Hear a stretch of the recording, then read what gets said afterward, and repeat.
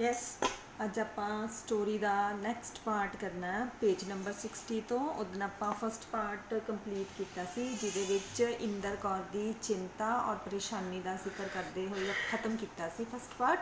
अज आप second part करांगे। वध ते नहीं जाने कौन कह रही है? इंदर कौर नूं इन्नी गल का पता सी कि वो जड़े आ बार बार पैसे गिनन दे नाल वधने नहीं आ। इंदर कौर थोड़ी जी बेवसी मतलब जो ਉਹਦੇ अंदर उदासी सी।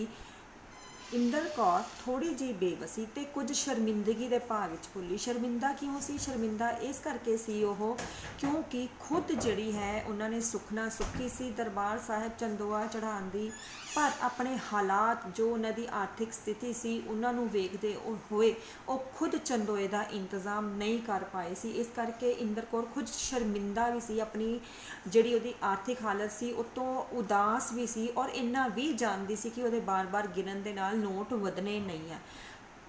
भाव विच बोली पर मैनू तो धड़कू धड़कू हुंदा है अंदरों चिंता लगनी जदों तुहानूं जिहड़ा आ किसी चीज़ की सोच बार बार लगती है कि जे अजिहा होया तां की बनेगा। पर मैनू तो इहो धड़कू लगा होया। कौन बोल रही है? इंदर कौर। किन्नू बोल रही है? अपने पति जिउण सिंह नूं बोल रही है। उन्हों की चिंता खा रही सी भई जे मामा होना कोई ना मिले तो फिर की बनेगा, कि जेड़े मामा जी तो उम्मीद लगा के वो दरबार साहिब तुरे सी कि मामा उन्हां दी मदद करेगा, कि क्यों लखापति इंसान आ तो उन्हां दी 100 रुपया दे के जरूर मदद करेगा। पर इंदर कौर नूं यही चिंता सी कि जेकर उन्हां दी मामे ने मदद ना की तो फिर उन्हां दे चंदोए दा की बनेगा। सो ये जिहड़ी है इंदर कौर की अंदरूनी चिंता सी जिहड़ी उन्होंने बार बार सता रही सी और इसे चिंता करके बार बार वो पैसे गिन रही सी। सच किसे कहा? जिउण सिंह फकरी लहजे विच बोलिया। जिउण सिंह नूं फकर सी, फकर मतलब मान सी।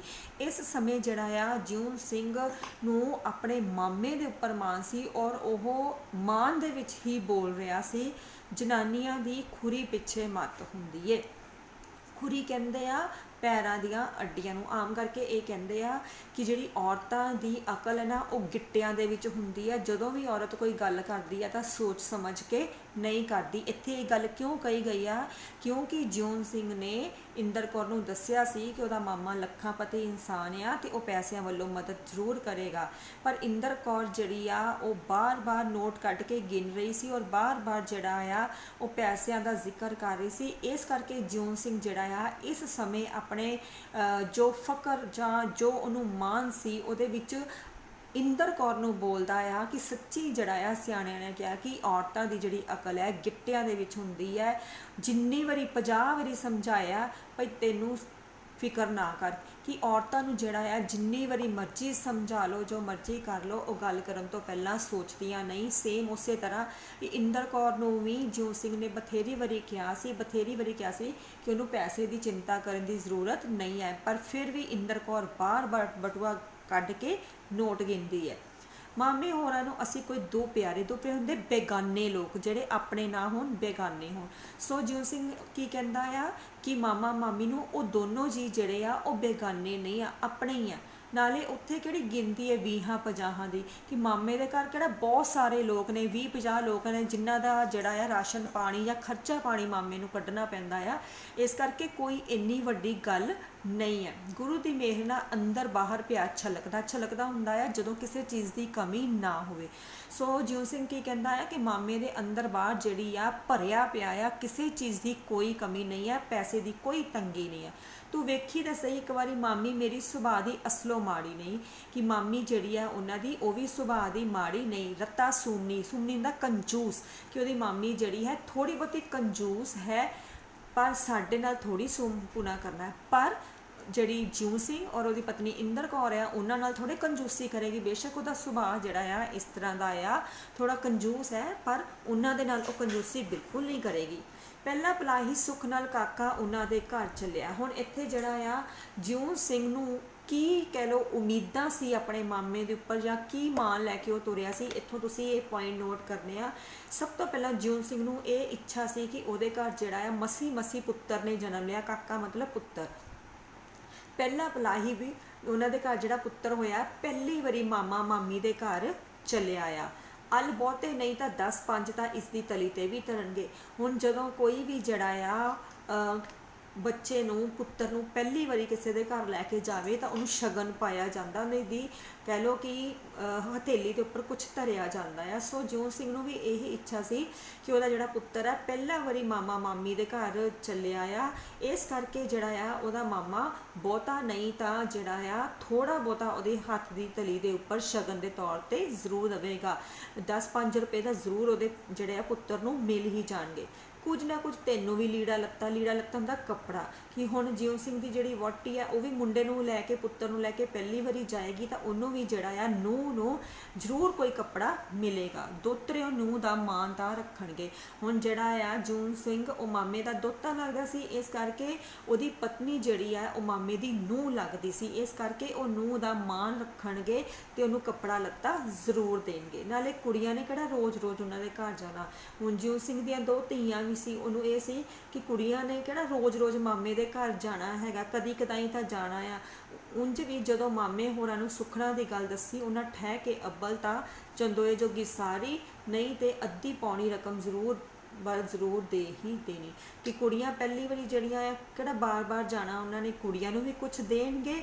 ਔਰ ਜੇ ਉਹ ਆਪਣੀ ਸੁੱਖਣਾ ਦੀ ਗੱਲ ਮਾਮੇ ਨੂੰ ਦੱਸਣਗੇ, ਉਹਨਾਂ ਠਹਿ ਦੇ ਕੇ ਮਤਲਬ ਕਿ ਉਹਨਾਂ ਨੇ ਜਾਂ ਤਾਂ ਪੂਰੀ ਰਕਮ ਚੰਦੋਏ ਜੋਗੀ, ਕਿਉਂਕਿ ਜਿਹੜਾ ਆ ਮਾਮਾ ਉਹਨੂੰ ਇਸ ਤਰ੍ਹਾਂ ਲੱਗਦਾ ਸੀ ਜਿਉਂ ਸਿੰਘ ਨੂੰ ਕਿ ਮਾਮਾ ਜਿਹੜਾ ਆ ਉਹ ਖੁੱਲ੍ਹੇ ਦਿਲ ਦਾ ਆ, ਅੱਬਲ ਤਾਂ ਉਹਨੇ ਸਾਰੇ ਰਕਮ ਦੇ ਦੇਣੀ ਆ, ਨਹੀਂ ਤਾਂ ਅੱਧੇ ਪੌਣੀ ਜਿਹੜੀ ਆ ਰਕਮ ਉਹਨੂੰ ਜ਼ਰੂਰ ਮਾਮੇ ਕੋਲੋਂ ਮਿਲ ਹੀ ਜਾਣੀ ਆ। ਇਸ ਕਰਕੇ ਉਹਨੂੰ ਕੋਈ ਚਿੰਤਾ ਕਰਨ ਦੀ ਜ਼ਰੂਰਤ ਨਹੀਂ। ਪਤੀ ਦੀਆਂ ਗੱਲਾਂ ਸੁਣ ਕੇ ਇੰਦਰ ਕੌਰ ਦਾ ਡਿੱਗਦਾ ਉਤਸ਼ਾਹ ਮਤਲਬ ਟੁੱਟਦਾ ਹੋਇਆ ਹੌਸਲਾ ਇੱਕ ਵਾਰੀ ਫੇਰ ਕਾਇਮ ਹੋ ਗਿਆ। ਸੋ ਜਿਉਂ ਸਿੰਘ ਦੀਆਂ ਗੱਲਾਂ ਸੁਣ ਕੇ ਇੰਦਰ ਕੌਰ ਦਾ ਜਿਹੜਾ ਹੌਸਲਾ ਸੀ ਉਹ ਵੱਜ ਗਿਆ ਔਰ ਉਹਨੂੰ ਉਮੀਦ ਹੋ ਗਈ ਕਿ ਮਾਮਾ ਮਾਮੀ ਵੱਲੋਂ ਉਹਨਾਂ ਨੂੰ ਮਦਦ ਜ਼ਰੂਰ ਮਿਲੇਗੀ। ਅੱਛਾ, ਇੱਕ ਗੱਲ ਕਰੀ, ਜਿਵੇਂ ਮਾਸਟਰ ਆਪਣੇ ਵਿਦਿਆਰਥੀਆਂ ਨੂੰ ਇਮਤਿਹਾਨ ਤੇ ਜਾਣ ਤੋਂ ਪਹਿਲਾਂ ਸਮਝਾਉਂਦਾ ਆ। ਇਹ ਲਾਈਨਾਂ ਤੁਹਾਨੂੰ ਆ ਜਾਂਦੀਆਂ ਹੁੰਦੀਆਂ ਆ ਕਿ ਇੱਥੇ ਜਿਹੜਾ ਆ ਕੌਣ ਕਿਸ ਨੂੰ ਸਮਝਾ ਰਿਹਾ ਹੈ। ਇੱਥੇ ਜਿਉਂ ਸਿੰਘ ਆਪਣੀ ਪਤਨੀ ਇੰਦਰ ਕੌਰ ਨੂੰ ਸਮਝਾ ਰਿਹਾ ਹੈ। ਕਦੋਂ ਸਮਝਾ ਰਿਹਾ ਆ? ਜਦੋਂ ਉਹ ਮਾਮਾ ਮਾਮੀ ਦੇ ਘਰ ਆਪਣੇ ਬੱਚਿਆਂ ਨੂੰ ਲੈ ਕੇ ਜਾ ਰਹੇ ਸੀ ਚੰਦੋਆ ਦੀ ਸੁਖਨਾ ਪੂਰੀ ਕਰਨ ਦੇ ਲਈ, ਔਰ ਗੱਡੀ ਦੇ ਡੱਬੇ ਦੇ ਵਿੱਚ ਬੈਠੇ ਹੋਏ ਜਿਉਂ ਸਿੰਘ ਆਪਣੀ ਪਤਨੀ ਇੰਦਰ ਕੌਰ ਨੂੰ ਇਹ ਸਤਰਾ ਇੱਕ ਸਮਝਾਉਂਦਾ ਹੈ, ਜਿਵੇਂ ਇੱਕ ਅਧਿਆਪਕ ਆਪਣੇ ਵਿਦਿਆਰਥੀ ਨੂੰ ਸਮਝਾਉਂਦਾ ਹੈ, ਸੇਮ ਉਸੇ ਤਰ੍ਹਾਂ ਜਿਉਂ ਸਿੰਘ ਇੰਦਰ ਕੌਰ ਨੂੰ ਸਮਝਾਉਂਦਾ ਹੈ। ਜਿਉਂ ਸਿੰਘ ਨੇ ਸਮਝਾਉਣਾ ਸ਼ੁਰੂ ਕੀਤਾ, ਜਗ ਕੂਣ ਸਹਿਣ ਲੱਗੀ, ਜਰਾ ਕੂਣ ਸਹਿਣ ਲੱਗੀ ਮਤਲਬ ਬੋਲਣ ਚਾਲਣ ਲੱਗੀ। ਤਹਿਜ਼ੀਬ ਦਾ ਖਿਆਲ ਰੱਖੀ, ਤਹਿਜ਼ੀਬ ਮਤਲਬ ਅਕਲ ਦਾ ਖਿਆਲ ਰੱਖੀ। ਹੁਣ ਆਮ ਕਰਕੇ ਜਿਹੜੇ ਆ ਸ਼ਹਿਰੀ ਲੋਕਾਂ ਤੇ ਪੇਂਡੂ ਲੋਕਾਂ ਦੇ ਬੋਲਚਾਲ ਦੇ ਵਿੱਚ ਬਹੁਤ ਫਰਕ ਹੁੰਦਾ ਆ। ਸ਼ਹਿਰੀ ਲੋਕ ਜਿਹੜੇ ਆ ਉਹ ਬੋਲਣ ਚਾਲਣ ਲੱਗੇ ਜਿਹੜਾ ਆ ਬਹੁਤ ਜ਼ਿਆਦਾ ਧਿਆਨ ਰੱਖਦੇ ਆ, ਥੋੜ੍ਹਾ ਬੋਲਦੇ ਆ, ਘੱਟ ਬੋਲਦੇ ਆ, ਟੂ ਦਾ ਪੁਆਇੰਟ ਗੱਲ ਕਰਦੇ ਆ, ਜਾਂ ਇਹ ਕਹਿ ਲਓ ਕਿ ਆਪਣੀ ਜਿਹੜੀ ਆ ਆਵਾਜ਼ ਦਾ ਧਿਆਨ ਰੱਖਦੇ ਆ। ਪਰ ਪੇਂਡੂ ਲੋਕਾਂ ਦੀ ਜਿਹੜੀ ਬੋਲ ਬਾਣੀ ਹੈ ਉਹ ਥੋੜ੍ਹੀ ਜਿਹੀ ਖੁੱਲ੍ਹੇ ਸੁਭਾਅ ਵਾਲੀ ਰੁੱਖੀ ਹੁੰਦੀ ਹੈ। ਇਸ ਕਰਕੇ ਜਿਉਂ ਸਿੰਘ ਜਿਹੜਾ ਆ ਇੰਦਰ ਕੌਰ ਨੂੰ ਸਮਝਾਉਂਦਾ ਆ ਕਿ ਜਦੋਂ ਵੀ ਤੂੰ ਕੁਝ ਬੋਲੇਂਗੀ ਉੱਥੇ ਜਾ ਕੇ ਥੋੜ੍ਹੀ ਬਹੁਤੀ ਅਕਲ ਦਾ ਧਿਆਨ ਰੱਖੀ। ਵੱਡੇ ਆਦਮੀ ਹੋਏ ਇਹ ਨਾ ਦਿਲ ਵਿੱਚ ਸੋਚਣ ਪਈ ਕਿਹੋ ਜਿਹਾ ਗਵਾਰ ਹੁੰਦੇ ਅਨਪੜ੍ਹਾਂ ਦੇ ਨਾਲ ਉਹਨਾਂ ਦੀ ਸਾਕਾਦਾਰੀ ਮਤਲਬ ਰਿਸ਼ਤੇਦਾਰੀ ਹੈ। ਕਿ ਜਿਉਂ ਸਿੰਘ ਨੂੰ ਇਸ ਗੱਲ ਦੀ ਚਿੰਤਾ ਸੀ ਕਿ ਉਹਦੀ ਜਿਹੜੀ ਪਤਨੀ ਹੈ ਉਹ ਬਹੁਤੀ ਪੜ੍ਹੀ ਲਿਖੀ ਨਹੀਂ, ਇਸ ਕਰਕੇ ਕਿਤੇ ਜਾਂ ਕਹਿ ਲਓ ਪਿੰਡ ਦੇ ਰਹਿਣ ਵਾਲੇ ਆ, ਇਸ ਕਰਕੇ ਉਹਨਾਂ ਨੂੰ ਇਸ ਗੱਲ ਦੀ ਚਿੰਤਾ ਸੀ ਜਿਉਂ ਸਿੰਘ ਨੂੰ ਕਿ ਕਿਤੇ ਇਹ ਨਾ ਹੋਵੇ ਕਿ ਉਹਦਾ ਮਾਮਾ ਇਹ ਸੋਚੇ ਕਿ ਕਿਹੋ ਜਿਹੇ ਅਨਪੜ੍ਹਾਂ ਗਵਾਰਾਂ ਦੇ ਨਾਲ ਉਹਨਾਂ ਦੀ ਰਿਸ਼ਤੇਦਾਰੀ ਹੈ। ਸੋ ਇੱਥੇ ਜਿਹੜਾ ਹੈ ਜਿਉਂ ਸਿੰਘ ਆਪਣੀ ਪਤਨੀ ਨੂੰ ਇੱਕ ਅਧਿਆਪਕ ਦੇ ਵਾਂਗ ਸਮਝਾਉਂਦਾ ਨਜ਼ਰ ਆ ਰਿਹਾ ਹੈ। ਅੱਗੋਂ ਜਿਹੜੀ ਇੰਦਰ ਕੌਰ ਆ ਉਹਨੂੰ ਆਪਣੇ ਉੱਪਰ ਪੂਰਾ ਕਹਿ ਲਓ ਮਾਣ ਸੀ, ਫਕਰ ਸੀ। ਉਹ ਇਹ ਸੋਚਦੀ ਸੀ ਕਿ ਉਹਨੂੰ ਪਤਾ ਆ ਕਿ ਸ਼ਹਿਰੀ ਲੋਕਾਂ ਦੇ ਨਾਲ ਕਿਵੇਂ ਗੱਲਬਾਤ ਕਰੀਦੀ ਆ। ਸੋ ਅੱਗੋਂ ਇੰਦਰ ਕੌਰ ਕੀ ਜਵਾਬ ਦਿੰਦੀ ਆ? ਲੈ, ਇੰਦਰ ਕੌਰ ਆਪਣੀ ਲਿਆਕਤ ਦੇ ਮਾਣ ਵਿੱਚ ਬੋਲੀ। ਲਿਆਕਤ ਹੁੰਦੀ ਆ ਕਿਸੇ ਦੀ ਕਾਬਲੀਅਤ, ਕਿ ਕਿਸੇ ਦੇ ਅੰਦਰ ਜਿਹੜਾ ਹੈ ਕਿੰਨੀ ਕੁ ਕਾਬਲੀਅਤ ਆ। ਹੁਣ ਇੰਦਰ ਕੌਰ ਨੂੰ ਆਪਣੀ ਕਾਬਲੀਅਤ 'ਤੇ ਪੂਰੀ ਤਰ੍ਹਾਂ ਮਾਣ ਸੀ। ਉਹਨੂੰ ਪਤਾ ਸੀ ਕਿ ਸ਼ਹਿਰੀ ਲੋਕਾਂ ਦੇ ਨਾਲ ਕਿਵੇਂ ਉੱਠਣਾ ਬੈਠਣਾ ਜਾਂ ਬੋਲਣਾ ਚਾਲਣਾ ਆ। ਸੋ ਇੰਦਰ ਕੌਰ ਕੀ ਕਹਿੰਦੀ ਹੈ? ਮੁੰਨੀ ਦਾ ਬਾਪੂ ਮਤਲਬ ਜਿਉਂ ਸਿੰਘ, ਮੁੰਨੀ ਜਿਹੜੀ ਆ ਉਹ ਕੁੜੀ ਨੂੰ, ਧੀ ਨੂੰ ਕਹਿੰਦੇ ਆ। ਤੂੰ ਮੈਨੂੰ ਉੱਕਾ ਹੀ ਗਈ ਬੀਤੀ ਸਮਝ ਛੱਡਿਆ, ਜੰਮੀ ਭਾਵੇਂ ਪਿੰਡ ਵਿੱਚ ਆ ਪਰ ਅੱਖਾਂ ਤੇ ਸ਼ਹਿਰ ਵਿੱਚ ਖੋਲੀਆਂ ਨੇ। ਮਾਮੀ ਇੱਕ ਵਾਰੀ ਅਸ਼ ਨਾ ਕਰ ਉੱਠੀ। ਅਸ਼ ਕਰ ਉੱਠਣਾ ਦਾ ਮਤਲਬ ਬਹੁਤ ਖੁਸ਼ ਹੋਣਾ। ते आखी। सो इंदर कौर जिहड़ी है अगों जिउं सिंह नूं की कहंदी है कि वह भावें जम्मी पिंड विच है पर उहदा पालन पोषण शहर विच होया है, इस करके उहनूं पता आ कि शहरी लोकां दे नाल किवें गलबात करीदी है। सगों उहनूं इन्ना माण सी अपने आप उपर, वो ये सोचदी है कि उहदी गलबात तो उहदी मामी बहुत खुश होवेगी ते जिहड़ी है खुशी दे विच उहनूं शाबाश भी देवेगी। शाबाशे शाबाशे कह के पुकारदे मुस्कुराउंदियां होइयां जिउं सिंह ने दात दित्ती उहदी वधाई दित्ती। हुण इत्थे जिहड़ा है वो जिउं सिंह इंदर कौर नूं उहदी जिहड़ी काबलियत सी उत्ते वधाई दिंदा आ और उहनूं इन्ना जिहड़ा है पक्का हो जाता कि उहदी जिहड़ी पत्नी है वो मामे दे घर जाके वधिया तरह गलबात करेगी। उसकी सलाह तो एक अध थापी देन दी, थापी हुंदी है पिठ दे उपर शाबाश देनी, पर लागे बैठियां सवारियां दे लिहाजों वो ऐसा ना कर सकिया क्योंकि जिहड़ा सी वो गड्डी दे डब्बे विच बैठा होया सी, इस करके लोकां दी कह लो उहनूं लाज शर्म दा लिहाज करदियां होया उहने बेशक उहदी पिठ ते शाबाश नहीं दित्ती पर उहदा इरादा सी कि अपनी पत्नी नूं शाबाश देवे। इस संखेप जे प्रश्न उत्तर ने दोहां दे दिलां नूं खुशी नाल छलका दिता। भविष्य दे सुनहरे नक्शिਆਂ ने उन्हां ਦੀਆਂ ਅੱਖਾਂ ਵਿੱਚ ਨਸ਼ਾ ਜਿਹਾ ਭਰ ਦਿੱਤਾ। इस नशे की मस्ती ਵਿੱਚ ਉਹ ਦੋਵੇਂ ਕਿੰਨਾ ਹੀ ਚਿਰ ਗੱਲਾਂ ਕਰਦੇ ਰਹੇ। ਮਸਤੀ किस चीज़ ਦੀ ਸੀ कि ਉਹਨਾਂ ਦੀ ਜਿਹੜੀ ਮੁਰਾਦ ਇੰਨੀ ਦੇਰ ਤੋਂ ਲਟਕੀ ਪਈ ਸੀ ਚੰਦੋਆ ਚੜਾਉਂਦੀ ਹੁਣ ਉਹ ਮੁਰਾਦ ਪੂਰੀ ਹੋ ਜਾਣੀ ਹੈ। ਜਿਨ੍ਹਾਂ ਦਾ ਵਿਸ਼ਾ ਸੀ ਬਾਬੇ ਦਾ ਦਰਬਾਰ ਤੇ ਜਾਂ ਫਿਰ ਅੰਮ੍ਰਿਤਸਰ ਦੀਆਂ ਸੁਗਾਤਾਂ ਪਾਪੜ ਵੜੀਆਂ ਤੇ ਲੈ ਕੇ ਮੁਰਾਦਾਬਾਦੀ ਭਾਂਡਿਆਂ ਤੱਕ। ਆਮ ਕਰਕੇ ਅੰਮ੍ਰਿਤਸਰ ਦੇ ਜਿਹੜੇ ਪਾਪੜ ਵੜੀਆਂ ਨੇ ਬਹੁਤ ਹੀ ਮਸ਼ਹੂਰ ਨੇ, ਜਿਹੜੇ ਆ ਲੋਕ ਦੂਰੋਂ ਦੂਰੋਂ ਅੰਮ੍ਰਿਤਸਰ ਦੇ ਪਾਪੜ ਵੜੀਆਂ ਖਰੀਦਦੇ ਆ ਤੇ ਖਾਂਦੇ ਆ। ਔਰ ਇੱਕ ਜਿਹੜੇ ਉੱਥੇ ਮੁਰਾਦਾਬਾਦੀ ਜਿਹੜੇ ਪਿੱਤਲ ਦੇ ਭਾਂਡੇ ਮਿਲਦੇ ਆ ਜਿਨ੍ਹਾਂ ਵਿੱਚ ਲੋਕੀ ਆਮ ਕਰਕੇ ਜਿਹੜੇ ਆ ਲੱਸੀ ਵਗੈਰਾ ਪੀਂਦੇ ਆ, ਬਹੁਤ ਹੀ ਮਸ਼ਹੂਰ ਹੈ। ਸੋ ਉਹਨਾਂ ਨੂੰ ਇਹ ਚੀਜ਼ ਸੀ ਕਿ ਉਹ ਬਾਬੇ ਦੇ ਦਰਬਾਰ ਦੇ ਵਿੱਚ ਮੱਥਾ ਵੀ ਟੇਕਣਗੇ ਤੇ ਜਦੋਂ ਉਹ ਵਾਪਸ ਆਉਣਗੇ ਅੰਮ੍ਰਿਤਸਰ ਤੋਂ ਤਾਂ ਜਿਹੜੀ ਅੰਮ੍ਰਿਤਸਰ ਦੀਆਂ ਖਾਸ ਚੀਜ਼ਾਂ ਨੇ ਪਾਪੜ ਵੜੀਆਂ ਤੇ ਭਾਂਡੇ ਉਹ ਵੀ ਲੈ ਕੇ ਆਉਣਗੇ। ਤੇ ਇਸ ਵਿਚਾਲੇ ਜਦੋਂ ਵੀ ਪੈਸਿਆਂ ਦਾ ਸਵਾਲ ਆਉਂਦਾ ਪਤੀ ਦੀ ਇੱਕੋ ਦਲੀਲ ਨਾਲ ਪਤਨੀ ਦੀ ਤਸੱਲੀ ਹੁੰਦੀ ਮਾਮਾ ਜੋ ਹੈ ਉੱਥੇ। ਪਰ ਇੱਥੇ ਜਿਹੜੀਆਂ ਚੀਜ਼ਾਂ ਖਰੀਦਣ ਦੇ ਲਈ ਉਹਨਾਂ ਨੂੰ ਪੈਸੇ ਤਾਂ ਚਾਹੀਦੇ ਹੀ ਸੀ, ਪਰ ਉੱਥੇ ਤਸੱਲੀ ਕਿਸ ਚੀਜ਼ ਦੀ ਸੀ ਕਿ ਉਹਨਾਂ ਨੂੰ ਮਾਮੇ ਦੀ ਸਹਾਇਤਾ ਜ਼ਰੂਰ ਮਿਲੇਗੀ। ਗੱਲਾਂ ਕਰਦਿਆਂ ਕਰਦਿਆਂ ਜਿਉਂ ਸਿੰਘ ਨੂੰ ਫਿਰ ਊਂਘ ਆ ਗਈ। ਊਂਘ ਮਤਲਬ ਨੀਂਦ ਆ ਗਈ। ਹੁਣ ਆਪਾਂ ਇਹ ਪੜ੍ਹਿਆ ਸੀ ਕਿ ਜਿਹੜਾ ਜਿਉਂ ਸਿੰਘ ਸੀ ਉਹ ਨੀਂਦ ਦਾ ਭੁੱਖਾ ਕਿਉਂ ਸੀ, ਕਿਉਂਕਿ ਆਮ ਕਰਕੇ ਗ੍ਰਸਤੀ ਦੀਆਂ ਜ਼ਿੰਮੇਵਾਰੀਆਂ, ਬੱਚਿਆਂ ਦੀਆਂ ਜ਼ਿੰਮੇਵਾਰੀਆਂ ਆਉਣ ਜਾਣ ਕਰਕੇ ਜਾਂ ਕਹਿ ਲਓ ਨੌਕਰੀ ਦੇ ਕਰਕੇ ਉਹਦੀ ਨੀਂਦ ਪੂਰੀ ਨਹੀਂ ਸੀ ਹੁੰਦੀ। ਇਸ ਕਰਕੇ ਬਾਰ-ਬਾਰ ਉਹਦੇ ਉੱਪਰ ਨੀਂਦ ਜਿਹੜੀ ਸੀ ਉਹ ਹਾਵੀ ਹੋ ਜਾਂਦੀ ਸੀ। ਅਸਲ ਵਿੱਚ ਉਹ ਜਨਮਾਂ ਜਮਾਂਤਰਾਂ ਤੋਂ ਨਿੰਦਰ ਦਾ ਭੁੱਖਾ ਸੀ, ਜਿਸ ਕਰਕੇ ਉਸਦੀ ਨਿੰਦਰ ਭੁੱਖ ਕਿਸੇ ਵੇਲੇ ਵੀ ਉਸਦਾ ਪਿੱਛਾ ਨਹੀਂ ਸੀ ਛੱਡਦੀ। ਸਾਰੀ ਰਾਤ ਕੋਲਿਆਂ ਦੇ ਨਾਲ ਘੁਲਦਾ ਘੁਲਦਾ ਜਦੋਂ ਨਿੰਦਰ ਦਾ ਭਾਗਾ ਹੁੰਦਾ ਕਮੀ ਪੂਰਾ ਕਰਨ ਲਈ ਕੁਆਟਰ ਤੀਕ ਪਹੁੰਚਦਾ। ਹੁਣ ਇੱਥੇ ਜਿਹੜਾ ਹੈ ਤੁਸੀਂ ਇਹ ਲਾਈਨਾਂ ਟਿਕ ਕਰਨੀਆਂ ਆ ਕਿ ਜਿਉਂ ਸਿੰਘ ਦੀ ਨੀਂਦ ਜਿਹੜੀ ਆ ਉਹ ਕਿਹੜੇ ਕਾਰਨਾਂ ਕਰਕੇ ਪੂਰੀ ਨਹੀਂ ਹੁੰਦੀ। ਹੁਣ ਸਭ ਤੋਂ ਪਹਿਲਾਂ ਤਾਂ ਇਹ ਸੀ ਕਿ ਜਿਹੜਾ ਜਿਉਂ ਸਿੰਘ ਸੀ ਉਹਦੀ ਨੌਕਰੀ ਸੀ ਫਾਇਰਮੈਨ ਦੀ, ਜਿਹਦਾ ਕੰਮ ਕੀ ਸੀ, ਜਿਸ ਤਰ੍ਹਾਂ ਤੁਹਾਨੂੰ ਪਤਾ ਹੀ ਆ ਕਿ ਪੁਰਾਣੇ ਸਮੇਂ ਦੇ ਵਿੱਚ ਕੋਲਿਆਂ ਦੇ ਨਾਲ ਰੇਲਾਂ ਚੱਲਦੀਆਂ ਸੀ ਔਰ ਨਾਲ ਦੀ ਨਾਲ ਜਿਹੜਾ ਹੈ ਬਾਇਲ ਦੇ ਵਿੱਚ ਕੋਲਾ ਹੱਕਣਾ ਪੈਂਦਾ ਸੀ, ਜਿਹਦੇ ਨਾਲ ਕਹਿ ਲਓ ਗੱਡੀ ਚੱਲਦੀ ਸੀ। ਹੁਣ ਇਹ ਜਿਉਂ ਸਿੰਘ ਦੀ ਨੌਕਰੀ ਫਾਇਰਮੈਨ ਦੀ ਸੀ। ਸਾਰਾ ਦਿਨ ਜਿਹੜਾ ਹੈ ਜਾਂ ਜਦੋਂ ਡਿਊਟੀ 'ਤੇ ਸੀ ਉਹ ਬਾਇਲ ਦੇ ਵਿੱਚ ਕੋਲਾ ਪਾਉਂਦਾ ਸੀ। ਹੁਣ ਹੁੰਦਾ ਕੀ ਸੀ ਕਿ ਉਹਦੀ ਜਿਹੜੀ ਆ ਨੀਂਦਰ ਪੂਰੀ ਨਹੀਂ ਸੀ ਹੁੰਦੀ। ਕਿਉਂਕਿ ਸਾਰੀ ਰਾਤ ਜਿਹੜਾ ਆ ਕੋਲਿਆਂ ਦੇ ਨਾਲ ਘੁਲਦਾ ਸਾਰੀ ਰਾਤ ਜਿਹੜਾ ਆ ਰੇਲ ਦੇ ਜਿਹੜਾ ਬਾਇਲ ਆ ਜਿਹਦੇ ਵਿੱਚ ਕੋਲੇ ਪਾਏ ਜਾਂਦੇ ਆ, ਜਿਹਦੇ ਨਾਲ ਇੰਜਨ ਚੱਲਦਾ ਆ, ਉਹਦੇ ਵਿੱਚ ਉਹ ਸਾਰੀ ਰਾਤ ਕੋਲਾ ਪਾਉਂਦਾ ਜਿਹੜਾ ਸੀ ਉਹ ਥੱਕ ਜਾਂਦਾ ਸੀ, ਕਾਲਾ ਪੂਤ ਉਹ ਬਣ ਜਾਂਦਾ, ਜਿਸ ਕਰਕੇ ਉਹਦੀ ਨੀਂਦਰ ਪੂਰੀ ਨਹੀਂ ਹੁੰਦੀ ਸੀ। ਰਾਤ ਦਾ ਅਨਿੰਦਰਾ ਰਹਿੰਦਾ ਸੀ, ਨੀਂਦ ਪੂਰੀ ਨਹੀਂ ਸੀ ਹੁੰਦੀ। ਔਰ ਜਦੋਂ ਕਿਤੇ ਉਹ ਆਪਣੀ ਨੀਂਦ ਦੀ ਕਮੀ ਨੂੰ ਪੂਰਾ ਕਰਨ ਲਈ ਆਪਣੇ ਕੁਆਟਰ ਮਤਲਬ ਘਰ ਤੱਕ ਪਹੁੰਚਦਾ ਸੀ ਤਾਂ ਬੂਹੇ ਵੜਦਿਆਂ ਗ੍ਰਹਿਸਤ ਹੁੰਦੀ ਆ ਪਰਿਵਾਰ ਦੀਆਂ ਜ਼ਿੰਮੇਵਾਰੀਆਂ ਉਸਦੀਆਂ ਅੱਖਾਂ ਵਿੱਚੋਂ ਨੀਂਦਰ ਨੂੰ ਸ਼ੁਸ਼ਕਾਰ ਦਿੰਦੀਆਂ ਮਤਲਬ ਦੂਰ ਪਹੁੰਚਾ ਦਿੰਦੀਆਂ। ਕਿ ਇੱਕ ਤਾਂ ਵਿਚਾਰੇ ਦੀ ਨੌਕਰੀ ਇਸ ਤਰ੍ਹਾਂ ਦੀ ਸੀ, ਰਾਤ ਦੀ ਡਿਊਟੀ ਸੀ, ਔਰ ਕੋਲਾ ਪਾ ਪਾ ਕੇ ਥੱਕ ਜਾਂਦਾ ਸੀ, ਕਾਲਾ ਪੂਤ ਬਣ ਜਾਂਦਾ ਸੀ। ਔਰ ਉੱਪਰੋਂ ਜਦੋਂ ਉਹ ਕਿਤੇ ਆਰਾਮ ਕਰਨ ਦੇ ਲਈ, ਨੀਂਦ ਦੀ ਕਮੀ ਨੂੰ ਦੂਰ ਕਰਨ ਦੇ ਲਈ ਕਿਤੇ ਆਪਣੇ ਘਰ ਤੱਕ ਪਹੁੰਚਦਾ, ਤਾਂ ਘਰ ਵੜਦਿਆਂ ਸਾਰ ਹੀ ਜਿਹੜੀਆਂ ਆ ਉਹਦੀਆਂ ਜਿਹੜੀਆਂ ਪਰਿਵਾਰ ਦੀਆਂ ਜ਼ਿੰਮੇਵਾਰੀਆਂ ਸੀ, ਰੋਟੀ ਪਾਣੀ ਜਾਂ ਕੱਪੜਿਆਂ ਦੀਆਂ ਜਾਂ ਬੱਚਿਆਂ ਦੀਆਂ ਜੋ ਜ਼ਿੰਮੇਵਾਰੀਆਂ ਸੀ, ਉਹਨੂੰ ਦੇਖਦਿਆਂ ਹੋਇਆਂ ਉਹਦੀਆਂ ਜਿਹੜੀਆਂ ਅੱਖਾਂ ਦੇ ਵਿੱਚ ਨੀਂਦਰ ਸੀ ਉਹ ਕਿਤੇ ਦੂਰ ਭੱਜ ਜਾਂਦੀ ਸੀ। ਫਿਰ ਜੇ ਭੁੱਲ ਭੁਲੇਖੇ ਮੰਜੇ ਜਾਂ ਲੇਟੇ ਤਾਂ ਬਾਜ਼ਾਰ ਦਾ ਸੌਦਾ ਪੱਤਾ। ਹੁਣ ਜੇਕਰ ਕਿਤੇ ਉਹਨੂੰ ਕਹਿ ਲਓ ਸਮਾਂ ਮਿਲ ਵੀ ਗਿਆ ਕਿ ਉਹਨੇ ਮੰਜੇ ਦੇ ਉੱਪਰ ਝੱਟ ਘੜੀ ਆਰਾਮ ਕਰਨ ਦੇ ਲਈ ਲੰਮਾ ਪੈ ਵੀ ਗਿਆ, ਤਾਂ ਕੀ ਹੁੰਦਾ ਸੀ ਕਿ ਘਰ ਦੀਆਂ ਜਿਹੜੀਆਂ ਚੀਜ਼ਾਂ ਨੇ ਖਰੀਦਣ ਲਈ, ਜੋ ਵੀ ਸੌਦਾ ਪੱਤਾ ਖਰੀਦਣ ਦੇ ਲਈ ਉਹਨੂੰ ਬਾਜ਼ਾਰ ਜਾਣਾ ਪੈਂਦਾ ਸੀ।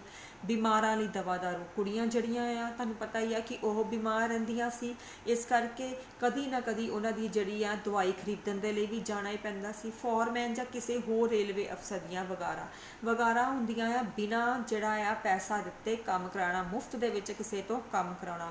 ਹੁਣ ਜਿਹੜਾ ਜਿਉਂ ਸਿੰਘ ਸੀ ਉਹ ਕੋਈ ਬਹੁਤ ਉੱਚੀ ਪਦਵੀ ਤਾਂ ਹੈ ਨਹੀਂ ਸੀ, ਇਸ ਕਰਕੇ ਜਿਹੜੇ ਉਹਦੇ ਹੋਰ ਫੋਰਮੈਨ ਜਾਂ ਰੇਲਵੇ ਦੇ ਅਫਸਰ ਸੀ ਉਹ ਕੀ ਕਰਾਉਂਦੇ ਰਹਿੰਦੇ ਸੀ, ਉਹਦੇ ਕੋਲੋਂ ਮੁਫਤ ਦੇ ਵਿੱਚ ਕੰਮ ਕਰਾਉਂਦੇ ਰਹਿੰਦੇ ਸੀ। ਹੁਣ ਅਫਸਰ ਜਦੋਂ ਕੰਮ ਕਵੇ ਤਾਂ ਨਕਾਰਿਆ ਤਾਂ ਜਾ ਨਹੀਂ ਸਕਦਾ, ਉਸ ਨੂੰ ਟਿਕਟ ਨਹੀਂ, ਅਫਸਰ ਦੀਆਂ ਵਗਾਰਾਂ ਉਸ ਨੂੰ ਟਿਕਣ ਨਹੀਂ ਦਿੰਦੀਆਂ। ਸੋ ਇੱਕ ਪਾਸੇ ਗ੍ਰਹਿਸਤ ਦੀਆਂ ਜ਼ਿੰਮੇਵਾਰੀਆਂ, ਦੂਜੇ ਪਾਸੇ ਨੌਕਰੀ, ਰਾਤ ਦਾ ਅਨਿੰਦਰਾ, ਬੱਚਿਆਂ ਦੀ ਦਵਾਈ, ਔਰ ਉਸ ਤੋਂ ਬਾਅਦ ਜਿਹੜੀਆਂ ਸੀ ਰੇਲਵੇ ਅਫਸਰ ਦੀਆਂ ਜਿਹੜੀਆਂ ਵਗਾਰਾਂ ਸੀ ਉਹਨੂੰ ਕਿਸੇ ਤਰ੍ਹਾਂ ਵੀ ਟਿਕਣ ਨਹੀਂ ਦਿੰਦੀਆਂ ਸੀ, ਜਿਸ ਕਰਕੇ ਉਹਦੀ ਨੀਂਦ ਜਿਹੜੀ ਆ ਕਦੇ ਵੀ ਪੂਰੀ ਨਹੀਂ ਹੁੰਦੀ ਸੀ, ਜਿਸ ਕਰਕੇ ਉਸ ਦੀ ਸਦਰ ਹੁੰਦੀ ਇੱਛਾ ਜਿਹੀ ਪੈ ਗਈ ਕਿ ਕਦੀ ਕੋਈ ਵਕਤ ਆਵੇਗਾ ਜਦੋਂ ਉਹ ਰੱਜ ਕੇ ਸੌਵੇਗਾ। ਸੋ ਜਿਉਂ ਸਿੰਘ ਜਿਹੜਾ ਆ ਉਹਦੀ ਇੱਛਾ ਸੀ ਕਿ ਉਹ ਕੋਈ ਇੱਦਾਂ ਦਾ ਦਿਨ ਆਵੇ ਜਦੋਂ ਉਹ ਰੱਜ ਕੇ ਸੌਵੇ। ਅੰਮ੍ਰਿਤਸਰ ਜਾਣ ਬਾਰੇ ਉਸਨੇ ਜਦ ਕਦੇ ਵੀ ਸੋਚ ਵਿਚਾਰ ਕੀਤੀ, ਗੁਰੂ ਬਾਬੇ ਦੀ ਸੁਖਨਾ ਦੇ ਨਾਲ ਨਾਲ ਇਹ ਖਿਆਲ ਵੀ ਬਰਾਬਰ ਉਸਨੂੰ ਆਉਂਦਾ ਰਿਹਾ ਕਿ ਛੁੱਟੀਆਂ ਦੇ ਦਿਨੀ ਉਹ ਰੱਜ ਕੇ ਸੌਵੇਗਾ। ਹੁਣ ਇਹ ਜਿਹੜਾ ਕੁਐਸਚਨ ਇੰਪੋਰਟੈਂਟ ਹੈ ਕਿ ਜਿਹੜਾ ਜਿਉਂ ਸਿੰਘ ਹੈ ਉਹ ਮਾਮੇ ਦੇ ਘਰ ਜਾ ਕੇ ਆਪਣੀ ਕਿਹੜੀ ਸਦਰ ਪੂਰੀ ਕਰਨਾ ਚਾਹੁੰਦਾ ਸੀ। ਆਮ ਕਰਕੇ ਜਿਹੜੇ ਆ ਇਹਦੇ ਵਿੱਚ ਇੱਕੋ ਹੀ ਪੁਆਇੰਟ ਬੱਚੇ ਲਿਖਦੇ ਆ ਕਿ ਇੱਥੇ ਜਿਹੜੇ ਆ ਜਿਉਂ ਸਿੰਘ ਔਰ ਉਹਦੀ ਪਤਨੀ ਜਿਹੜੀ ਆ ਉਹ ਮਾਮੇ ਦੇ ਘਰ ਆਪਣੀ ਚੰਦੋਆ ਚੜਾਉਣ ਦੀ ਇੱਛਾ ਨੂੰ ਪੂਰੀ ਕਰਨਾ ਚਾਹੁੰਦੇ ਸੀ। ਪਰ ਜਦੋਂ ਤੁਹਾਨੂੰ ਇਹ ਕੁਐਸਚਨ ਆਵੇ ਤਾਂ ਤੁਸੀਂ ਸਾਰਾ ਇਹ ਲਿਖਣਾ ਆ ਕਿ ਸਭ ਤੋਂ ਮੇਨ ਤਾਂ ਉਹਦਾ ਸੀ ਚੰਦੋਆ ਚੜਾਉਣਾ, ਜਿਹੜੀ ਉਹਨਾਂ ਨੇ ਉਹ ਸੁਖਨਾ ਸੁਖੀ ਸੀ ਕਿ ਉਹਨੇ ਮਾਮਾ ਮਾਮੀ ਤੋਂ ਮਦਦ ਲੈ ਕੇ ਚੰਦੋਆ ਚੜਾਉਣਾ। ਇਸ ਤੋਂ ਇਲਾਵਾ ਜਿਉਂ ਸਿੰਘ ਜਿਹੜਾ ਆ ਉਹ ਮਾਮਾ ਮਾਮੀ ਦੇ ਘਰ ਜਾ ਕੇ ਕੀ ਕਰਨਾ ਚਾਹੁੰਦਾ ਆ, ਉਹਨੂੰ ਕੀ ਲੱਗਦਾ ਸੀ ਕਿ ਉਹਨੇ ਜਿਹੜੀ ਆ ਛੁੱਟੀ ਲਈ ਆ, ਛੁੱਟੀ ਉਹਦੀ ਡਿਊ ਨਹੀਂ ਸੀ ਪਰ ਫਿਰ ਵੀ ਕਰ ਆ ਕੇ ਉਹਨੇ 5 ਦਿਨ ਦੀ ਛੁੱਟੀ ਜਿਹੜੀ ਸੀ ਮਨਜ਼ੂਰ ਕਰਾਈ। ਸੋ ਉਹਨੂੰ ਇਹ ਲੱਗਦਾ ਸੀ ਕਿ ਇਹਨਾਂ 5 ਦਿਨਾਂ ਦੇ ਵਿੱਚ ਜਦੋਂ ਉਹ ਮਾਮਾ ਮਾਮੀ ਦੇ ਘਰ ਜਾਵੇਗਾ ਤਾਂ ਰੱਜ ਕੇ ਸੌਵੇਗਾ। ਸਭ ਤੋਂ ਪਹਿਲਾਂ ਕੀ ਕਰਨਾ ਚਾਹੁੰਦਾ ਸੀ, ਉਹ ਆਪਣੀ ਰੱਜ ਕੇ ਨੀਂਦ ਪੂਰੀ ਕਰਨੀ ਚਾਹੁੰਦਾ ਸੀ। ਫਿਰ ਸੌਵੇਗਾ ਮਾਮੇ ਦੀ ਮਹਿਲ ਵਰਗੀ ਕੋਠੀ ਵਿੱਚ। ਦੂਸਰਾ ਉਹਦਾ ਸੁਪਨਾ ਕੀ ਸੀ ਕਿ ਉਹਦੀ ਜਿਹੜਾ ਮਾਮਾ ਹੈ ਉਹ ਲੱਖਾਪਤੀ ਇਨਸਾਨ ਹੈ, ਉਹਦੀ ਕੋਠੀ ਮਹਿਲਾਂ ਵਰਗੀ ਹੈ ਔਰ ਉਹ ਮਾਮੇ ਦੀ ਜਿਹੜੀ ਮਹਿਲ ਵਰਗੀ ਕੋਠੀ ਹੈ ਉਹਦੇ ਵਿੱਚ ਰੱਜ ਕੇ ਸੋਏਗਾ, ਆਪਣੀ ਨੀਂਦ ਪੂਰੀ ਕਰੇਗਾ। ਖੂਬ ਗੁਦਗੁਦਾਉਂਦਾ ਮੁਲਾਇਮ ਸੌਫਟ ਬਿਸਤਰਾ ਅਤੇ ਨਿੱਘਾ ਕਮਰਾ, ਕਿ ਉਹਨੂੰ ਜਿਹੜਾ ਆ ਮਾਮੇ ਦੇ ਘਰ ਦੇ ਵਿੱਚ ਆਰਾਮਦਾਇਕ ਜਿਹੜਾ ਆ ਬਿਸਤਰਾ ਮਿਲੇਗਾ, ਨਿੱਘਾ ਕਮਰਾ, ਮਤਲਬ ਜਿੱਥੇ ਉਹਨੂੰ ਕਿਸੇ ਤਰ੍ਹਾਂ ਦੀ ਠੰਡ ਨਹੀਂ ਲੱਗੇਗੀ, ਜਿੱਥੇ ਨਾ ਕਿਸੇ ਅਫਸਰ ਦੀ ਵਗਾਰ ਦਾ ਫਿਕਰ ਹੋਵੇਗਾ ਤੇ ਨਾ ਘਰੋਗੀ ਝੰਜਟਾਂ ਦਾ ਵਾਸਤਾ, ਕਿ ਉੱਥੇ ਮਾਮੇ ਦੇ ਘਰ ਉਹਨੂੰ ਕਿਸੇ ਵੀ ਅਫਸਰ ਦਾ ਜਿਹੜਾ ਹੈ ਵਗਾਰ ਨਹੀਂ ਭੁਗਤਣੀ ਪਏਗੀ, ਕੋਈ ਮੁਫਤ ਵਿੱਚ ਕੰਮ ਨਹੀਂ ਕਰਨਾ ਪਏਗਾ ਤੇ ਨਾ ਹੀ ਉਹਨੂੰ ਜਿਹੜਾ ਹੈ ਘਰੋਗੀ ਜਿਹੜੀਆਂ ਮੁਸੀਬਤਾਂ ਨੇ, ਕਦੀ ਉਹਦਾ ਬੱਚਾ ਬਿਮਾਰ ਹੋ ਗਿਆ, ਕਦੀ ਰਾਸ਼ਨ ਪੱਤਾ ਲੈਣ ਜਾਣਾ ਪੈਂਦਾ ਸੀ, ਕਦੀ ਜਿਹੜਾ ਆ ਉਹਨੂੰ ਕੋਈ ਹੋਰ ਜਿਹੜੀਆਂ ਆਉਣ ਜਾਣ ਕਰਕੇ, ਕੋਈ ਮਰ ਆ ਗਿਆ ਆਉਣ ਜਾਣ ਕਰਕੇ ਜਿਹੜੀਆਂ ਉਹਨੂੰ ਘਰੋਗੀ ਮੁਸੀਬਤਾਂ ਪੈਂਦੀਆਂ ਸੀ, ਉਹਨਾਂ ਵਿੱਚੋਂ ਕੋਈ ਵੀ ਮੁਸੀਬਤ ਜਿਹੜੀ ਆ ਮਾਮੇ ਦੇ ਘਰ ਜਾ ਕੇ ਉਹਨੂੰ ਨਹੀਂ ਆਏਗੀ। ਇਹ ਸਾਰੀਆਂ ਇੱਛਾਵਾਂ ਲੈ ਕੇ ਜਿਹੜਾ ਸੀ ਜਿਉਂ ਸਿੰਘ ਮਾਮੇ ਦੇ ਘਰ ਗਿਆ ਸੀ। ਇਸ ਵੇਲੇ ਗੱਡੀ ਵਿੱਚ ਬੈਠਿਆਂ ਉਹੀ ਜਨਮ ਜਮਾਂਤਰਾਂ ਦੀ ਨੀਂਦਰ ਦਾ ਗਲਬਾ ਉਹਦੇ ਉੱਪਰ ਛਾਇਆ ਹੋਇਆ ਸੀ, ਊਂਘ ਰਿਹਾ ਸੀ। ਇਹ ਊਂਘ ਜਾਂ ਨੀਂਦ ਜੋ ਕੁਝ ਵੀ ਸੀ ਜਿਉਂ ਸਿੰਘ ਲਈ ਇੰਨੀ ਮਿੱਠੀ ਸੀ, ਜਦ ਕਿ ਗੱਡੀ ਪਹੁੰਚਣ ਤੋਂ ਪਹਿਲਾਂ ਹੀ ਉਹ ਆਪਣੇ ਗੁਰੂ ਦੇ ਦਰਬਾਰ ਵਿੱਚ ਮੌਜੂਦ ਸੀ। ਇੱਥੇ ਜਿਹੜੀ ਹੈ ਜਿਉਂ ਸਿੰਘ ਦੀ ਸੁਪਨਿਆਂ ਦੀ ਦੁਨੀਆ ਆ, ਸੁਪਨਿਆਂ ਦੀ ਦੁਨੀਆ ਦੇ ਵਿੱਚ ਬੇਸ਼ੱਕ ਉਹ ਹਜੇ ਅਸਲੀਅਤ ਦੇ ਵਿੱਚ ਗੁਰੂ ਦੇ ਦਰਬਾਰ ਨਹੀਂ ਪਹੁੰਚਿਆ ਸੀ, ਉਹਦੇ ਉੱਪਰ ਨੀਂਦ ਹਾਵੀ ਸੀ, ਪਰ ਨੀਂਦ ਵਿੱਚ ਜਿਹੜੀ ਹੈ ਉਹ ਆਪਣੀ ਸੁਪਨਿਆਂ ਦੀ ਦੁਨੀਆ ਦੇ ਵਿੱਚ ਬਾਬੇ ਦੇ ਦਰਬਾਰ ਦੇ ਵਿੱਚ ਪਹੁੰਚ ਚੁੱਕਾ ਸੀ। ਆਪਣੀ ਪਤਨੀ ਤੇ ਬੱਚਿਆਂ ਸਮੇਤ ਉਹ ਇੱਕ ਚਮਚਮ ਦਾ ਲਿਸ਼ਕਦਾ ਹੋਇਆ ਚੰਦੋਆ ਗੁਰੂ ਬਾਬੇ ਦੇ ਭੇਟ ਕਰ ਰਿਹਾ ਸੀ। ਔਰ ਉਹ ਸੁਪਨਿਆਂ ਦੇ ਵਿੱਚ ਹੀ ਜਿਹੜਾ ਆ ਇੱਕ ਬਹੁਤ ਹੀ ਵਧੀਆ ਲਿਸ਼ਕਦਾ ਹੋਇਆ ਚੰਦੋਆ ਤਿਆਰ ਕਰਵਾ ਕੇ ਆਪਣੀ ਸੁਖਨਾ ਨੂੰ ਪੂਰੀ ਕਰ ਰਿਹਾ ਸੀ। ਭਾਵ ਗੁਰੂ ਦੇ ਦਰਬਾਰ ਵਿੱਚ ਆਪਣੇ ਪਰਿਵਾਰ ਸਮੇਤ ਚੰਦੋਆ ਚੜਾ ਰਿਹਾ ਸੀ। ਤੇ ਗੁਰੂ ਬਾਬਾ ਉਸ ਦੀ ਸ਼ਰਧਾ ਭਗਤੀ ਉੱਤੇ ਨਿਹਾਲ ਹੋਣਾ ਹੁੰਦਾ, ਮਤਲਬ ਖੁਸ਼ ਹੋਣਾ। ਉਸ ਨੂੰ 7 ਪੁੱਤਰਾਂ ਦਾ ਵਰਦਾਨ ਬਖਸ਼ ਰਿਹਾ ਸੀ ਔਰ ਉਹਨੂੰ ਇੰਜ ਲੱਗ ਰਿਹਾ ਸੀ ਕਿ ਜਿਹੜਾ ਬਾਬਾ ਹੈ ਉਹ ਤੋਂ ਇੰਨਾ ਜ਼ਿਆਦਾ ਖੁਸ਼ ਹੈ, ਉਹਦੀ ਚੰਦੋਏ ਦੀ ਜਿਹੜੀ ਭੇਟ ਆ ਉਹ ਤੋਂ ਇੰਨਾ ਜ਼ਿਆਦਾ ਖੁਸ਼ ਹੈ ਕਿ ਉਹਨੂੰ ਅੱਗੋਂ ਜਿਹੜਾ ਆ ਹੋਰ 7 ਪੁੱਤਰਾਂ ਦਾ ਵਰਦਾਨ ਬਾਬੇ ਦੇ ਦਰਬਾਰ ਤੋਂ ਮਿਲਿਆ ਆ। ਅਚਿੰਤੇ ਹੀ ਸੰਸਕਾਰਾਂ ਦੀ ਤੱਤੀ ਸਾੜੀ, ਅਚਿੰਤੇ ਹੁੰਦਾ ਅਚਾਨਕ ਹੀ, ਸੰਸਕਾਰ ਹੁੰਦੇ ਜੋ ਉਹਦੇ ਕਰਮ ਸੀ। ਜਿਉਂ ਸਿੰਘ ਦੇ ਕਰਮ ਕੀ ਸੀ? ਤੱਤੀ ਸਾੜਵੀਂ ਹਵਾ। ਤੱਤੀ ਸਾੜਵੀਂ ਹਵਾ ਕਾਹਦੀ ਸੀ? ਉਹਦੀ ਜਿਹੜੀ ਨੌਕਰੀ ਦੇ ਉੱਪਰ ਡਿਊਟੀ ਸੀ ਕੋਲੇ ਪਾਉਣ ਦੀ। ਸਾਰਾ ਦਿਨ ਕੋਲੇ ਦਾ ਜਿਹੜਾ ਸੇਕ ਸੀ, ਉਹ ਜਦੋਂ ਕੋਲਾ ਕਹਿੰਦੇ ਸੀ ਭਖਦਾ ਸੀ ਤਾਂ ਉਹਦਾ ਸੇਕ ਜਿਹੜਾ ਸੀ ਉਹਦੇ ਮੂੰਹ ਦੇ ਉੱਪਰ ਲੱਗਦਾ ਸੀ, ਜਿਹਦੇ ਕਰਕੇ ਇਹ ਕਹਿ ਲਓ ਕਿ ਇੱਕ ਪਾਸੇ ਉਹ ਕਾਲਾ ਭੂਤ ਬਣ ਜਾਂਦਾ ਸੀ ਔਰ ਦੂਸਰੇ ਪਾਸੇ ਉਹਨੂੰ ਜਿਹੜੀ ਕੋਲਿਆਂ ਦਾ ਤੇਜ਼ ਸੇਕ ਆ ਉਹਦੇ ਵਿੱਚ ਉਹ ਉਸ ਹਵਾ ਦੇ ਵਿੱਚ ਉਹ ਝੁਲਸਦਾ ਸੀ। ਸੋ ਇਹ ਜਿਹੜੀ ਆ ਉਹਦੀ ਸੁਪਨਿਆਂ ਦੀ ਦੁਨੀਆ ਦੇ ਵਿੱਚ ਜਿਹੜੀ ਆ ਉਹਦੇ ਅਸਲੀਅਤ ਦਾ ਜੀਵਨ ਜੋ ਸੀ ਔਰ ਜੋ ਉਹਦਾ ਸੁਪਨਾ ਸੀ ਉਹਦੇ ਵਿੱਚ ਕੰਪੈਰੀਜ਼ਨ ਦਿਖਾਇਆ ਗਿਆ ਆ ਕਿ ਕਿਸ ਤਰ੍ਹਾਂ ਇੱਕ ਪਾਸੇ ਉਹਦੇ ਸੁਪਨੇ ਸੀ ਬਾਬੇ ਦੇ ਦਰਬਾਰ ਵਿੱਚ ਚੰਦੋਆ ਚੜਾਉਂਦੇ ਔਰ ਉਸੇ ਪਾਸੇ ਹੀ ਉਹਦੀ ਜਿਹੜੀ ਜ਼ਿੰਦਗੀ ਦੀ ਅਸਲੀਅਤ ਆ ਉਹਨੂੰ ਵੀ ਬਿਆਨ ਕੀਤਾ ਗਿਆ ਆ ਕਿ ਕਿਵੇਂ ਉਹਦੇ ਕਰਮਾਂ ਦੇ ਵਿੱਚ ਜਿਹੜਾ ਸੀ ਉਹ ਕੀ ਸੀ, ਉਸ ਕੋਲਿਆਂ ਦੀ ਤੱਤੀ ਸਾੜਵੀਂ ਹਵਾ ਨੂੰ ਸਾਰਾ ਦਿਨ ਖਾਣਾ। ਬੁੱਲਾ ਜਿਹਾ ਕਿਤੋਂ ਆਇਆ? ਬੁੱਲਾ ਹੁੰਦਾ ਹਵਾ ਦਾ ਝੋਕਾ ਆਉਣਾ, ਜਿਸ ਨੇ ਜਿਉਂ ਸਿੰਘ ਨੂੰ ਬਾਬੇ ਦੇ ਦਰਬਾਰ 'ਚੋਂ ਉਡਾ ਕੇ ਇੱਕ ਕਾਲੇ ਕਲੂਟੇ ਰੇਲਵੇ ਇੰਜਨ ਬਾਇਲ ਦੇ ਅੱਗੇ ਜਾ ਖਿਲਾਰਿਆ। ਕਿ ਇੱਕ ਪਾਸੇ ਉਹ ਸੁਪਨਾ ਲੈਂਦਾ ਸੀ ਕਿ ਉਹ ਬਾਬੇ ਦੇ ਦਰਬਾਰ ਦੇ ਵਿੱਚ ਪਹੁੰਚ ਗਿਆ, ਪਰ ਦੂਸਰੇ ਪਾਸੇ ਉਹਦੀ ਜ਼ਿੰਦਗੀ ਦੀ ਜਿਹੜੀ ਅਸਲ ਸੱਚਾਈ ਸੀ ਉਹਨੂੰ ਜਿਹੜਾ ਸੀ ਕਹਿ ਲਓ ਸਾਹਮਣੇ ਉਹਦੇ ਉਹ ਜ਼ਿੰਦਗੀ ਆ ਖਲੋਤੀ, ਜਿਹਦੇ ਵਿੱਚ ਕੀ ਸੀ ਉਹਦੀ ਜ਼ਿੰਦਗੀ ਕਿ ਉਹ ਜਿਹੜਾ ਹੈ ਰੇਲਵੇ ਇੰਜਨ ਦਾ ਬਾਇਲ ਜਿਹਦੇ ਵਿੱਚ ਕੋਲਾ ਪਾਇਆ ਜਾਂਦਾ ਆ ਉਹਦੇ ਅੱਗੇ ਉਹ ਖੜਾ ਹੋਇਆ ਆ ਔਰ ਬਿਲਕੁਲ ਕਾਲਾ ਭੂਤ, ਉਹ ਕਾਲਾ ਕਲੂਟਾ ਜਿਹੜਾ ਆ ਉਹ ਬਣਿਆ ਹੋਇਆ ਆ। ਉਸਦੇ ਇੱਕ ਹੱਥ ਵਿੱਚ ਕੋਲੇ ਸੁੱਟਣ ਵਾਲਾ ਬੇਲਚਾ ਹੁੰਦਾ ਆ, ਬੇਲਚਾ ਹੁੰਦਾ ਜਿਹਦੇ ਨਾਲ ਕੋਲੇ ਚੱਕ ਕੇ ਉਹਦੇ ਇੰਜਨ ਬਾਇਲ ਦੇ ਵਿੱਚ ਪਾਏ ਜਾਂਦੇ ਆ ਤੇ ਦੂਜੇ ਹੱਥ ਵਿੱਚ ਕੋਲੇ ਠਕੋਰਨ ਵਾਲਾ ਹੁੰਦਾ ਜਿਹਦੇ ਨਾਲ ਅੱਗੇ ਨੂੰ ਧੱਕੇ ਜਾਂਦੇ ਆ। ਕੋਲੇ ਠਕੋਰਨ ਵਾਲਾ ਹੁੱਕ ਸੀ। ਸੋ ਇੱਕ ਹੱਥ ਦੇ ਵਿੱਚ ਉਹਨੇ ਜਿਹੜਾ ਆ ਕੋਲਾ ਪਾਈ ਜਾਂਦਾ ਸੀ ਔਰ ਦੂਸਰੇ ਹੱਥ ਨਾਲ ਕੋਲਾ ਜਿਹੜਾ ਆ ਅੱਗੇ ਨੂੰ ਧੱਕੀ ਜਾਂਦਾ ਸੀ। ਇਹ ਉਹਦੀ ਜ਼ਿੰਦਗੀ ਦੀ ਸੱਚਾਈ ਸੀ ਤੇ ਉਹ ਸਿਰ ਤੋਂ ਪੈਰਾਂ ਤੱਕ ਕਾਲਾ ਭੂਤ ਬਣਿਆ ਦਬਾ ਦਬ ਫਾਇਰ ਬਾਕਸ ਵਿੱਚ ਕੋਲਾ ਸੁੱਟੀ ਜਾ ਰਿਹਾ ਸੀ। ਸੋ ਇਹ ਜਿਹੜੀ ਆ ਉਹਦੀ ਜ਼ਿੰਦਗੀ ਦੀ ਸੱਚਾਈ ਸੀ ਕਿ ਵਿਚਾਰਾ ਜਿਹੜਾ ਆ ਨੌਕਰੀ ਉਹਦੀ ਇੱਦਾਂ ਦੀ ਸੀ ਕਿ ਸਾਰਾ ਦਿਨ ਕੋਲਾ ਪਾਉਂਦੇ ਇੱਕ ਪਾਸੇ ਉਹਨੂੰ ਜਿਹੜੀ ਆ ਕਾਲਾ ਭੂਤ ਬਣਦਾ ਸੀ, ਦੂਸਰੇ ਪਾਸੇ ਉਹਨੂੰ ਤੇਜ਼ ਸਾੜਵੀਂ ਹਵਾ ਵੀ ਖਾਣੀ ਪੈਂਦੀ ਸੀ ਔਰ ਦੂਸਰੇ ਪਾਸੇ ਜਿਹੜਾ ਆ ਉਹਦੇ ਕਹਿ ਲਓ ਜ਼ਿੰਦਗੀ ਦੇ ਵਿੱਚ ਇੱਛਾ ਸੀ ਜਿਹਨੂੰ ਲੈ ਕੇ ਉਹ ਦਰਬਾਰ ਸਾਹਿਬ ਗਿਆ ਸੀ। ਸੋ ਇਹ ਦੋਨਾਂ ਦਾ ਕੰਪੈਰੀਜ਼ਨ ਉਹਦੀ ਸੁਪਨਿਆਂ ਦੇ ਵਿੱਚ ਦਿਖਾਇਆ ਗਿਆ ਆ ਕਿ ਇੱਕ ਪਾਸੇ ਉਹ ਆਪਣੀ ਸੱਚਾਈ ਜ਼ਿੰਦਗੀ ਦੀ ਦੇਖਦਾ ਹੈ ਤੇ ਦੂਸਰੇ ਪਾਸੇ ਜਿਹੜੀ ਆ ਉਹ ਆਪਣੀ ਇੱਛਾ ਦੇਖਦਾ ਹੈ ਕਿ ਸੱਚੀ ਮੁੱਚੀ ਉਹਨੇ ਆਪਣੀ ਇੱਛਾ ਪੂਰੀ ਕਰ ਲਈ। ਡਿਊਟੀ ਤੇ ਹੁੰਦਿਆਂ ਕੋਲਾ ਸੁੱਟਦਿਆਂ ਜਦ ਕਦੇ ਅਚਾਨਕ ਹੀ ਉਸਦੀ ਅੱਖ ਲੱਗ ਜਾਂਦੀ ਮਤਲਬ ਨੀਂਦ ਆ ਜਾਂਦੀ ਤਾਂ ਸ਼ੰਟਰ ਤੇ ਡਰਾਈਵਰ ਦੀਆਂ ਦਿਲ ਸਾੜਵੀਆਂ ਗੱਲਾਂ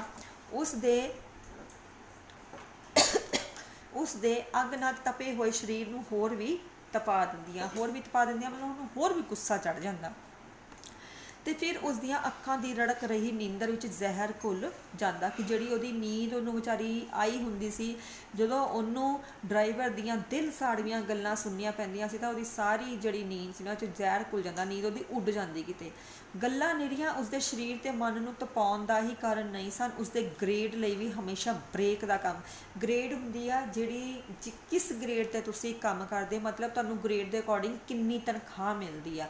ਹੁਣ ਕਹਿੰਦੇ ਆ ਕਿ ਇਹ ਜਿਹੜੀਆਂ ਗਾਲਾਂ ਸੀਗੀਆਂ ਨਾ ਉਹਦੇ ਲਈ ਸਿਰਫ ਇਹ ਨਹੀਂ ਸੀ ਕਿ ਉਹਦਾ ਜਿਹੜਾ ਹੈ ਉਹਦੇ ਮਨ ਤੇ ਤਨ ਨੂੰ ਨਹੀਂ ਸੀ ਤਪਾਉਂਦੀਆਂ, ਉਹਦੀ ਜਿਹੜੀ ਤਨਖਾਹ ਸੀਗੀ ਨਾ ਉਹਦੇ ਲਈ ਵੀ ਇੱਕ ਬ੍ਰੇਕ, ਮਤਲਬ ਬ੍ਰੇਕ ਹੁੰਦੀ ਆ ਜਿੱਥੇ ਸਟਾਪੇਜ ਲੱਗ ਜਾਂਦਾ, ਬ੍ਰੇਕ ਦਾ ਹੀ ਕੰਮ ਕਰਦੀਆਂ ਸੀ। ਕਿਉਂ?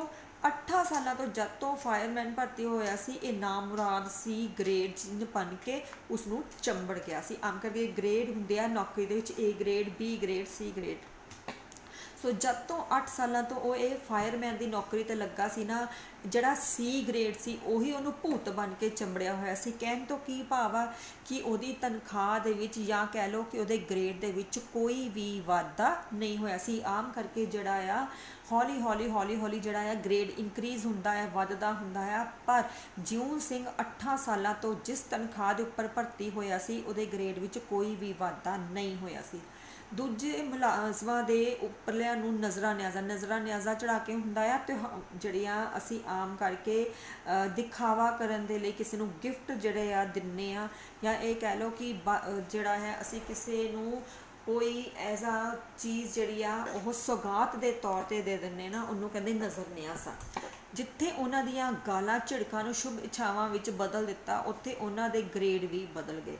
ਪਰ ਜਿਹੜੇ ਜਿਉਂ ਸਿੰਘ ਦੇ ਦੂਸਰੇ ਮੁਲਾਜ਼ਮ ਸੀ, ਉਹਨੇ ਕੀ ਕੀਤਾ ਸੀ, ਉਹਨਾਂ ਨੇ ਅਫਸਰਾਂ ਨੂੰ ਕੀ ਦਿੱਤੇ ਸੀ ਗਿਫਟ, ਸੌਗਾਤਾਂ ਦੇ ਕੇ ਜਾਂ ਉਹਨਾਂ ਦੀਆਂ ਕਹਿ ਲਓ ਕਿ ਝੂਠੀਆਂ ਜਿਹੜੀਆਂ ਸੀ ਚਾਪਲੂਸੀਆਂ ਕਰ ਕਰਕੇ ਆਪਣੇ ਗ੍ਰੇਡ ਬਦਲ ਰਹੇ ਸੀ। ਮਤਲਬ ਉਹਨਾਂ ਦੀ ਤਨਖਾਹ ਵੱਧ ਗਈ ਸੀ, ਜਾਂ ਕਹਿ ਲਓ ਕਿ ਉਹਨਾਂ ਦੀਆਂ ਜਿਹੜੀਆਂ ਅਫਸਰਾਂ ਦੀਆਂ ਝਿੜਕਾਂ ਸੀਗੀਆਂ ਨਾ, ਉਹਦੇ ਨਾਲ ਦੇ ਮੁਲਾਜ਼ਮਾਂ ਦੇ ਲਈ ਹੁਣ ਉਹ ਇੱਛਾਵਾਂ ਬਣ ਗਈਆਂ ਸੀ। ਪਰ ਜਿਉਂ ਸਿੰਘ ਕਿਉਂਕਿ ਚਾਪਲੂਸੀ ਦੀ ਥਾਂ ਇਮਾਨਦਾਰੀ ਨੂੰ ਜੱਫਾ ਮਾਰੀ ਬੈਠਾ ਸੀ। ਪਰ ਜਿਹੜਾ ਜਿਉਂ ਸਿੰਘ ਸੀ ਉਹ ਝੂਠੀ ਚਾਪਲੂਸੀ ਕਰਕੇ ਖੁਸ਼ ਨਹੀਂ ਸੀ। ਉਹ ਕਿਸੇ ਵੀ ਅਫਸਰ ਦੀ ਜਿਹੜੀ ਆ ਉਹ ਚਾਪਲੂਸੀ ਨਹੀਂ ਕਰਨਾ ਚਾਹੁੰਦਾ ਸੀ, ਜਾਂ ਕਹਿ ਲਓ ਕਿ ਉਹ ਇਮਾਨਦਾਰ ਇਨਸਾਨ ਸੀ। ਇਸ ਕਰਕੇ ਜਿੱਥੇ ਉਹਦੇ ਨਾਲ ਦੇ ਮੁਲਾਜ਼ਮ ਸੀ ਉਹ ਕਿਤੇ ਦੀ ਕਿਤੇ ਪਹੁੰਚ ਗਏ ਸੀ, ਉਹਨਾਂ ਦੀ ਤਨਖਾਹ, ਉਹਨਾਂ ਦਾ ਗ੍ਰੇਡ ਵੱਧ ਗਿਆ ਸੀ। ਪਰ ਜਿਉਂ ਸਿੰਘ ਜਿਹੜਾ ਸੀ ਉਹ ਜਿਸ ਗ੍ਰੇਡ ਦੇ ਉੱਪਰ ਭਰਤੀ ਹੋਇਆ ਸੀ ਉੱਥੇ ਹੀ ਵਿਚਾਰਾ ਟਿਕਿਆ ਹੋਇਆ ਸੀ। ਉਹਦੀ ਤਨਖਾਹ ਦੇ ਵਿੱਚ ਕੋਈ ਵੀ ਤਰੱਕੀ ਨਹੀਂ ਹੋਈ ਸੀ, ਜਿਸ ਲਈ ਅੱਜ ਤੱਕ ਨਾ ਤਾਂ ਉਹਦੇ ਗ੍ਰੇਡ ਵਿੱਚ ਕੋਈ ਅਦਲਾ ਬਦਲੀ ਹੋਈ ਅਤੇ ਨਾ ਹੀ ਉੱਪਰਲੀਆਂ ਦੀਆਂ ਗਾਲਾਂ ਸ਼ੁਭ ਇੱਛਾਵਾਂ ਦੇ ਵਿੱਚ ਤਬਦੀਲ ਹੋਈਆਂ। ਸੋ ਵਿਚਾਰਾ ਜਿਉਂ ਸਿੰਘ ਜਿਹੜਾ ਸੀ ਇਮਾਨਦਾਰ ਹੋਣ ਕਰਕੇ ਨਾ ਤਾਂ ਅਫਸਰ ਦੀਆਂ ਜਿਹੜੀਆਂ ਸੀ ਗਾਲਾਂ ਅੱਜ ਤੱਕ ਉਹਦੇ ਲਈ ਸ਼ੁਭ ਇੱਛਾਵਾਂ ਬਣੀਆਂ, ਅਤੇ ਨਾ ਹੀ ਉਹਦਾ ਜਿਹੜਾ ਗ੍ਰੇਡ ਸੀ ਉਹਦੇ ਉੱਪਰ ਕੋਈ ਵੀ ਹੇਰ ਫੇਰ ਹੋਇਆ। ਵਿਚਾਰਾ 8 ਸਾਲਾਂ ਤੋਂ ਉਸੇ ਗ੍ਰੇਡ ਦੇ ਉੱਪਰ ਹੀ ਲਗਾਤਾਰ ਆਪਣੀ ਨੌਕਰੀ ਨਿਭਾ ਰਿਹਾ ਸੀ। ਸੋ ਰਾਜੇ ਅੱਜ ਇੱਥੋਂ ਤੱਕ ਕਰਾਂਗੇ। ਇਹ ਪੁਆਇੰਟਸ ਤੁਸੀਂ ਨੋਟ ਕਰ ਲਈਓ ਕਿ ਜਿਉਂ ਸਿੰਘ ਦੀ ਤਰੱਕੀ ਕਿਉਂ ਨਹੀਂ ਸੀ ਹੋਈ, ਜਾਂ ਜਿਉਂ ਸਿੰਘ ਜਿਹੜਾ ਸੀ ਜਿਸ ਅਹੁਦੇ 'ਤੇ ਸੀ ਕਿਉਂ ਉੱਥੇ ਹੀ ਟਿਕਿਆ ਹੋਇਆ ਸੀ। ਸੋ ਇਹ ਰੀਜ਼ਨ ਆ ਕਿ ਉਹ ਇਮਾਨਦਾਰ ਸੀ, ਉਹ ਨਜ਼ਰ ਨਿਆਜ਼ਾ ਦੇਣ ਦੇ ਕਾਬਲ ਨਹੀਂ ਸੀ। ਇਮਾਨਦਾਰ ਹੋਣ ਕਰਕੇ, ਜਾਂ ਇਹ ਕਹਿ ਲਓ ਕਿ ਉਹ ਝੂਠੀ ਚਾਪਲੂਸੀ ਕਰਕੇ ਕਿਸੇ ਦੀ ਖੁਸ਼ ਨਹੀਂ ਸੀ, ਇਸ ਕਰਕੇ ਉਹ ਆਪਣੇ ਗ੍ਰੇਡ ਦੇ ਉੱਪਰ ਟਿਕਿਆ ਹੋਇਆ ਸੀ, ਬ੍ਰੇਕ ਲੱਗੀ ਹੋਈ ਸੀ। ਠੀਕ ਹੈ, ਇੱਥੋਂ ਤੱਕ ਆਪਾਂ ਸਮ ਅਪ ਕਰਾਂਗੇ, ਬਾਕੀ ਆਪਾਂ ਨੈਕਸਟ ਵੀਡੀਓ ਦੇ ਵਿੱਚ ਕੰਟੀਨਿਊ ਕਰਾਂਗੇ।